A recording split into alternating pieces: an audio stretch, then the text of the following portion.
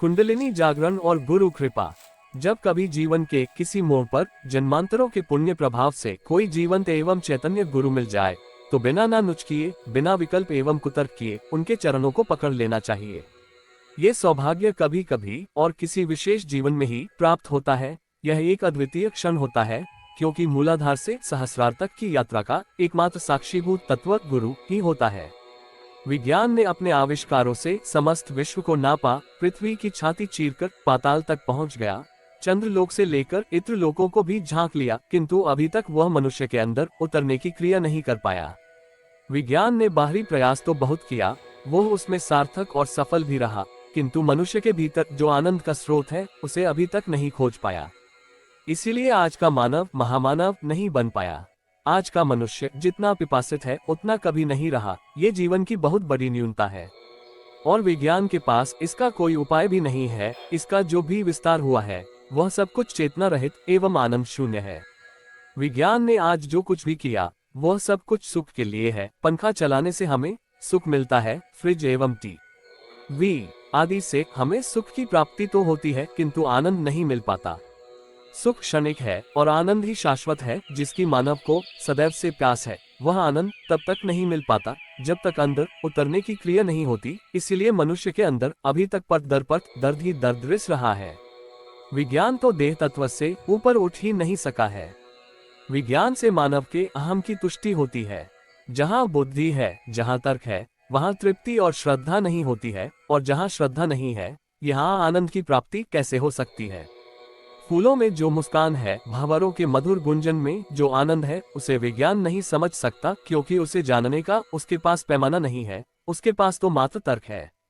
आनंद का उद्वेग तो हृदय के भीतर से होता है। इसलिए विज्ञान के माध्यम से मनुष्य को चेतना नहीं दी जा सकती। हृदय कमल विकास को मन एवं प्राणश चेतना को केवल ज्ञान से ही समझा जा सकता है, और अंदर उतरने की क्रिया केवल ज्ञान से ही संभव होती है, और ज्ञान का सूत्रधार गुरु होता है। गुरु एक चेतना पुंज है जो सर्वत्र फैला हुआ है। जिस दिन भी गुरु को आपने पकड़ा उसी दिन से उस शक्ति और आनंद के स्रोत को पाया जा सकता है, और उस आनंद का उत्स प्रयासरत साधक को प्राप्त होगा ही, अथवा उस रहस्य को जानने के बाद ब्रह्मांड का कोई भी रहस्य अज्ञात नहीं रहेगा। यस्मिन् विज्ञाते सर्व विज्ञातम भवति। यह उपनिषद वाक्य इसीलिए सार्थक है क्योंकि शरीर के भीतर उतरने के बाद वहाँ समस्त देवी देवता दृष्टिगोचर होते ही हैं। बाहर भले ही हम अनंत तैथों में मंदिरों में भटके कितने ही साधना अनुष्ठान करें, किंतु परमानंद पाने के लिए अपने अंदर जाने की क्रिया करनी ही पड़ेगी, और उसके लिए गुरु ही एकमात्र माध्यम है। गुरु के द्वारा शक्तिपात के माध्यम से जब प्रसुप्त कुंडलिनी ऊर्ध्वगमन करती है, तब साधक के वर्तमान एवं जन्मांतरों के दोष पूर्ण रूप से विघटित हो जाते हैं। उसके बाद क्रमशः चक्रों के जागृत होते ही उस दिव्यत्व की प्राप्ति की संभावनाएं बढ़ जाती हैं। उस स्थिति में साधक के वर्तमान एवं जन्मांतरों के अनेक दोषों को परिमार्जित करने के लिए शक्तिपात तथा दीक्षा आवश्यक होती है, क्योंकि साधना काल में साधक की देह बाह्य तथा आंतरिक रूप से शुद्ध नहीं होती।